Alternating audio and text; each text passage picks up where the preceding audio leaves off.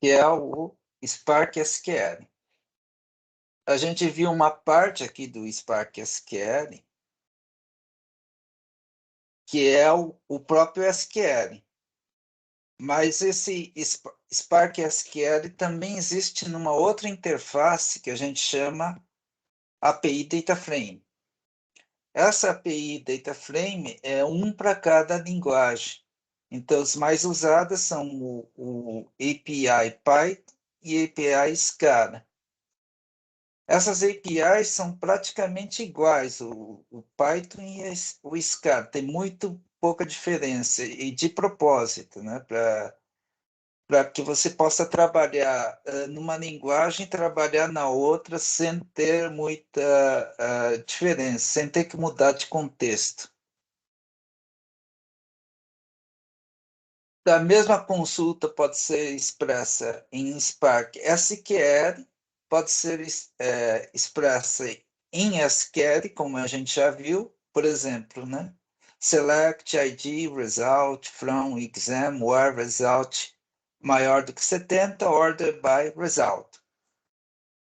Aqui o detalhe que o result tem que estar entre aspas, porque é uma palavra reservada do SQL, o result. Ele é usado, não sei em que comando que é usado esse result, mas é uma palavra reservada do SQL. Então, toda palavra reservada, quando é usada como um nome de campo, eu tenho que colocar entre aspas. Por isso que o result está entre aspas aqui. Se eu tirar essas aspas, o comando não vai funcionar. E aqui o mesmo comando escrito em data frame. É muito parecido, né? Spark.table.select.where.orderby. A única diferença é a forma de você pensar no comando. No data frame, cada método é uma transformação que você faz na tabela anterior. Então, quando você faz Spark Table Exam, ele carrega uma tabela de exames. Quando você faz ponto select, ele está transformando essa tarefa anterior, essa tabela anterior e está selecionando só as colunas ID e result. Então ele vai transformar, vai gerar um data frame novo aqui. Aí em cima desse data frame eu faço o where result maior do que 70. Então veja que eu tenho que selecionar o result, senão ele não vai achar o result aqui no where. Então essa transformação aqui, esse método, ele me seleciona só aquelas tabelas, só aquelas linhas que o resultado é maior do que 70. Então aqui eu tenho um novo data frame depois desse where. Aí eu aplico uma outra transformação, que é o order by result, que eu faço a ordenação do data frame pelo resultado. Então, o API Data Frame é encarado como uma sequência de transformações. É meio diferente do pensamento que você tem quando você vê um SQL. Um SQL não tem uma sequência de transformações, não é esse o conceito do SQL. Mas fica muito parecido um comando com o outro. Só tem que tomar cuidado qual é o conceito aqui no data frame é um pouco diferente do SQL.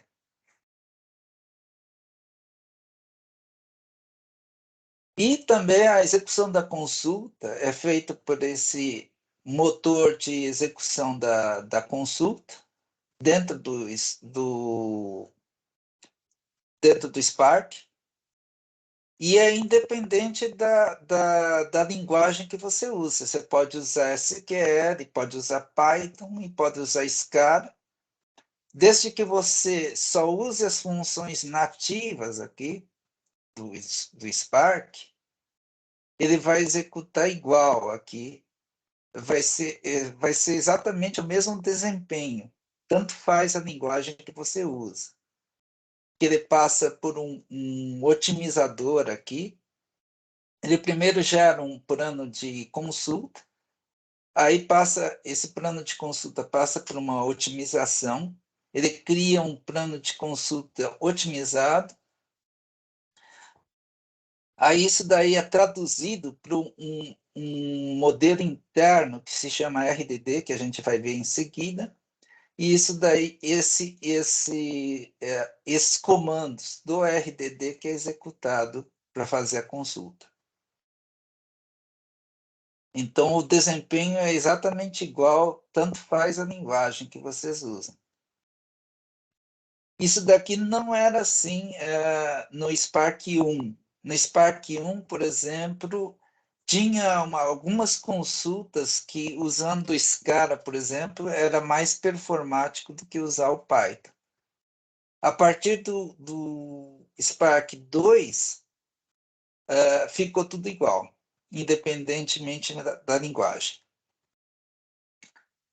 Então, esses RDDs é uma sigla que significa Resilient Distributed Dataset, que são representações de baixo nível dos conjuntos de dados processados pelo cluster Spark. Até o Spark 1, você tinha que escrever os códigos que manipulavam esses RDDs diretamente, com um nível mais baixo. A partir do Spark 2, aí a gente passou a usar o Spark SQL, que é o nível mais alto. Você trabalha com a abstração de data frame, ao invés de trabalhar com a abstração de RDD. E o Spark automaticamente compila essas instruções em Spark SQL em operações de RDD de baixo nível e faz a otimização disso.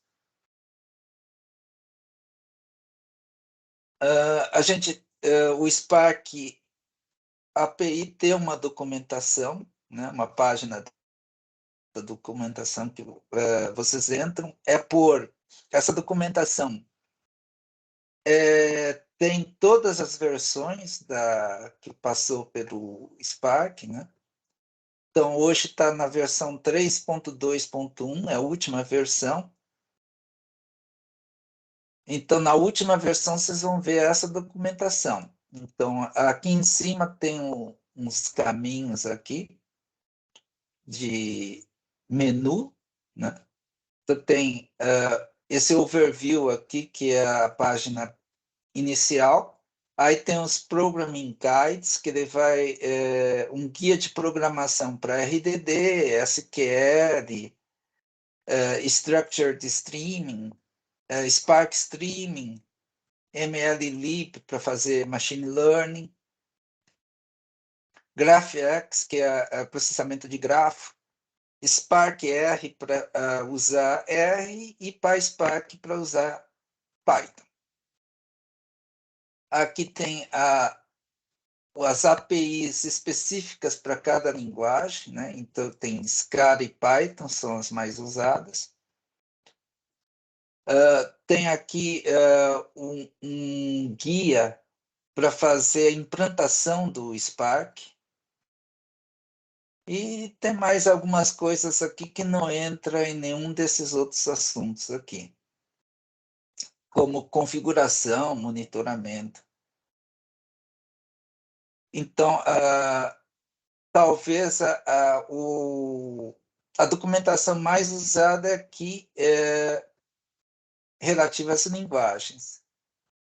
Então, mesmo que eu, por exemplo, uso Python, mas muitas vezes eu consulto o Scala também, porque, como eu disse, é feito de propósito para o Scala ser igual ao Python. A API é feita de propósito para não ter mudança no nome dos métodos ou na API quando você muda de Scala para Python. Então, você pode consultar essas APIs. O API em Scala é mais detalhado. essa documentação em SCAR é mais detalhada. Então, quando você quer saber um detalhe específico, você consulta essa API de SCAR. Quando você, só que o Python, ele tem mais exemplos. Então, se você quiser ver um exemplo de uso de um recurso do Spark, é muito bom você consultar o Python, mesmo que você use o SCAR. Tá? Então, por exemplo, o Python está aqui, aí eu clico aqui no API Reference, aí tem o API Reference do Spark SQL, por exemplo. Então, tem as classes, por exemplo, essa classe aqui, Spark Session, é a classe de entrada do Spark SQL. Você vê que a parte do Python, ele tem vários exemplos aqui mostrando um exemplo do comando e o resultado daquele comando, qual é o resultado que você vai obter com aquele comando. Então, é muito interessante para aprender. Eu acho que o do Python está melhor para quem está aprendendo. Agora, quem quiser um detalhe específico, que não tem, por exemplo, nos exemplos, aí é bom consultar a documentação do SCAR. Mas é exatamente igual. Quando eu acho que a maioria da API é exatamente igual, o SCAR e do Python. Tem, acho que pouquíssima diferença um do outro. Vamos voltar aqui.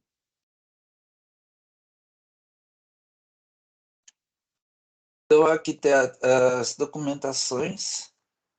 Essa documentação da API, quem for fazer o exame do Databricks, eles deixam você consultar essa documentação do Python ou do SCAR. Se você tem lá um PDF, eles dão um PDF para vocês e vocês podem abrir esse PDF que tem essa documentação do Python e do SCAR. Então, vocês não precisam saber todos os comandos do Python e nem todos não precisa saber todos os comandos da API, porque ninguém sabe, né? Então, se tiver um comando que vocês não sabem, na hora do exame vocês podem consultar.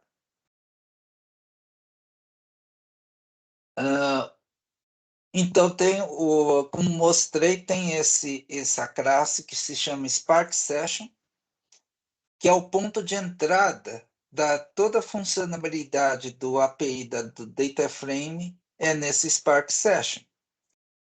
E automaticamente ele cria uma variável global chamada Spark nos notebooks para ser acessada a seção corrente do Spark. Então, essa variável global é o Spark. É como se fosse a variável dbutils também. É uma outra variável global que vocês podem acessar no notebook, sem precisar criar.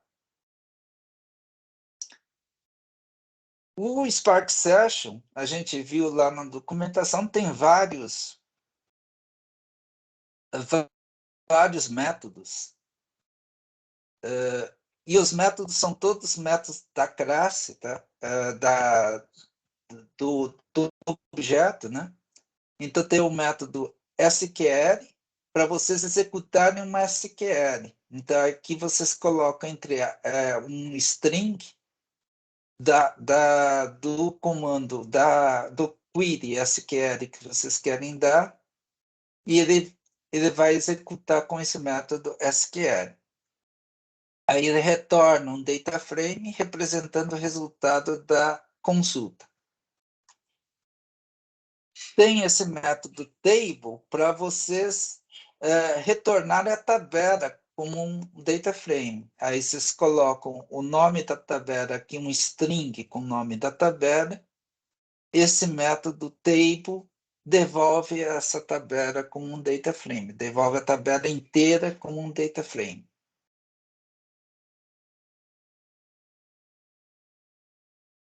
O que é um data frame? Um data frame é um conceito do Spark, que é uma tabela, é uma coleção distribuída de dados agrupada em colunas nomeadas com nome. Cada coluna tem um nome e cada linha dessa coluna ele chama de row. Tem uma classe que chama row,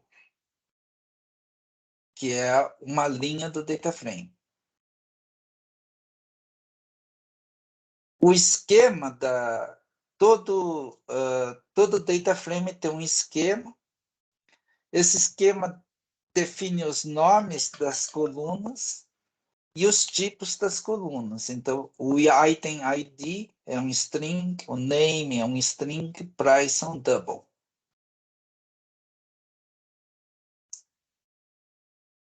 Então, como eu mostrei, na API DataFrame, os métodos principais do DataFrame são transformações. Ele transforma um DataFrame num outro DataFrame.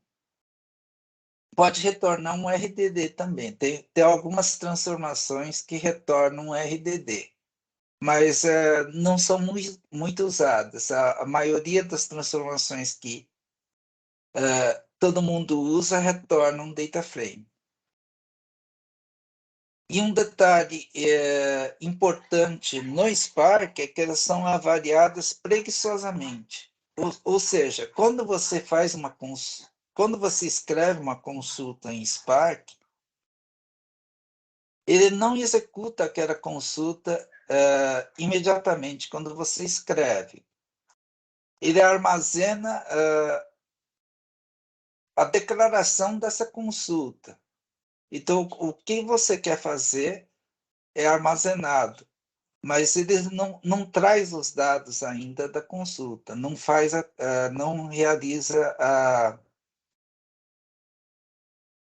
não executa essa consulta. Então, por exemplo, aqui, df select id result. Então, o select é uma transformação que transforma essa data frame que está nessa variável df, selecionando as colunas id result.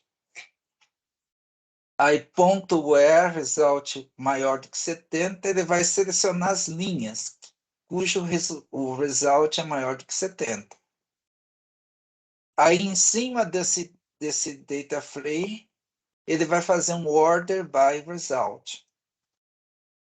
E vai retornar, então, aquelas linhas que o resultado é acima de 70 e ordenado pelo resultado.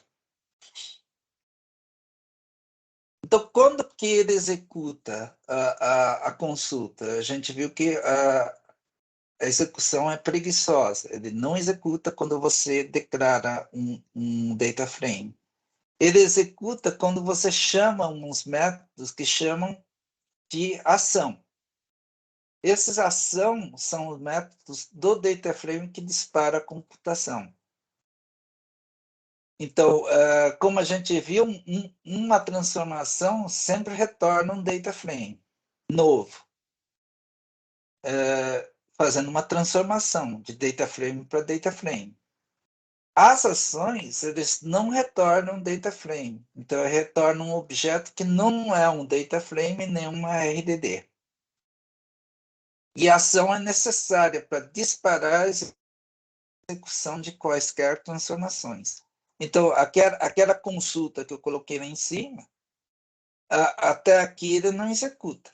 Quando eu chamo esse método show, aí sim ele vai executar essa consulta aqui, ele vai transformar essa consulta em vários comandos RDD, otimizados.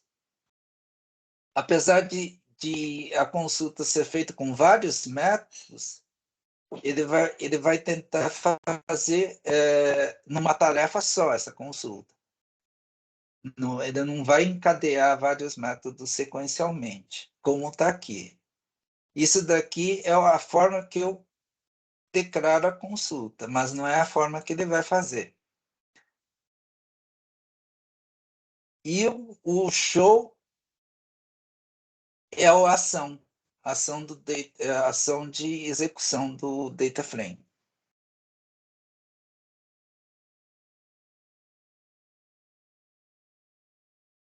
Então, o data frame tem várias transformações.